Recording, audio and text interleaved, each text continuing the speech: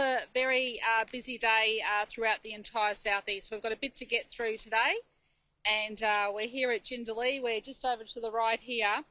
It was it got to about 10.1 metres. It's come down now to about 8.7, and we also know that the Centenary Bridge is not accessible at the moment, and they're working around the clock to get that up, and we've had a report from Main Roads, and the next couple of hours that should be happening.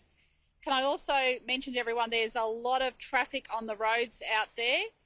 On our way here, we actually had to intervene. Thank you to one of my police, hopped out to allow an ambulance to pass. During this time, we do need to have our emergency services that can get through, so please everyone, be safe on the roads and allow our emergency services vehicles to get through. A lot of roads are down at the moment, and there's a lot of people going through a lot at the moment with their houses inundated as well. So in some good news today, the Brisbane peak did not get as high as yesterday.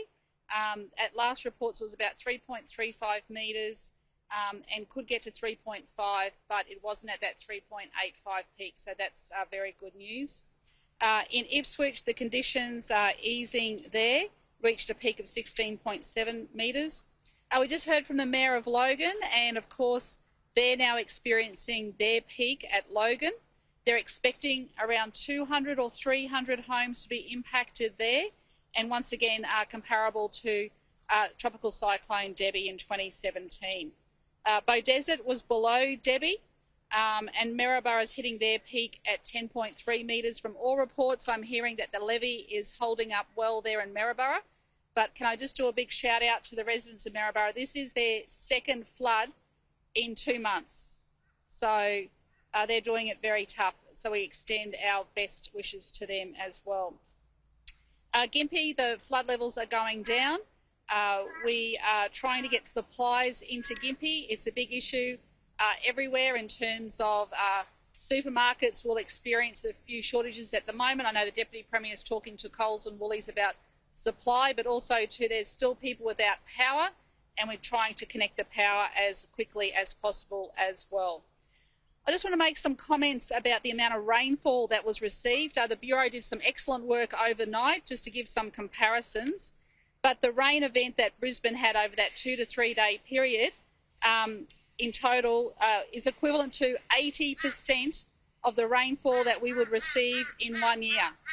That's phenomenal. In 2 to 3 days, 80% of the rainfall that Brisbane would usually receive was during that period.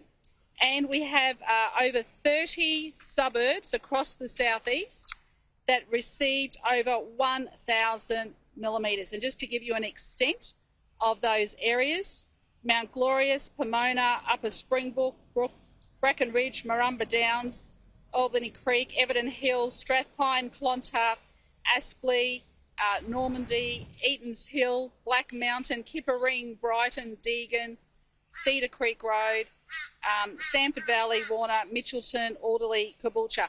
That's just to name a few. So I think that puts into context for everyone the sheer amount of rainfall that was right across that southeast Queensland catchment area. In terms of our evacuation centres, we still have 1,152 people in our evacuation centres. In more good news, the barge has stabilised. If you remember that emergency we were told about, we were just down at Howard Smith's Wharves yesterday when the Commissioner took me aside at the SES depot and said that we had an emergency on the Brisbane River and people had to be evacuated. My understanding is that last night they were able to stabilise it, so fingers crossed that remains the case.